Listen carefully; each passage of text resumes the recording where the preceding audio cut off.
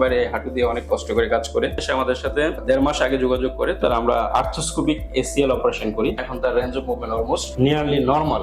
হাঁটতে গেলে এখন ব্যথা হয় না। আসসালামু আলাইকুম ভিউয়ার্স, আমি doctor Gazi Arif Biliya orthopaedic and trauma surgeon হিসেবে কাজ করছি কুমিল্লা ল্যাবের ডায়াগনস্টিক সেন্টারে। আমাদের একজন পেশেন্ট রুবেল, যে আমাদের সাথে প্রায় আরো 1.5 মাস আগে যোগাযোগ করছিল। আমরা ওর কমপ্লেইন গুলো শুনছিলাম। ওর হচ্ছে হাঁটুর লিগামেন্ট, মানে হাঁটুর ভিতরে যে রগ থাকে এসিএল ছিঁড়ে যায়। ঘটনাটা ঘটে দেশের বাইরে। কোন দেশে যেন?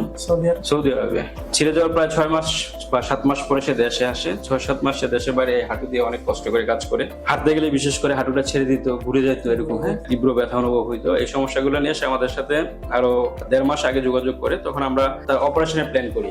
আমরা 1.5 মাস আগে কুমিল্লা ট্রমা সেন্টারে তার আমরা আর্থ্রোস্কোপিক এসিএল অপারেশন করি। 1.5 মাস পরে যখন সে ফলো আপে আসছে, এখন তার হাঁটুর আমরা রেঞ্জ অফ মুভমেন্ট দেখলাম যা প্রায় অলমোস্ট নরমাল। আমরা যদি এক্সরে দেখি একটা, আমরা এখানে ছোট্ট করে ফুটা করে একটা বাটনের মাধ্যমে এখানে একটা নতুন রগ বসাই দিয়ে আসছি।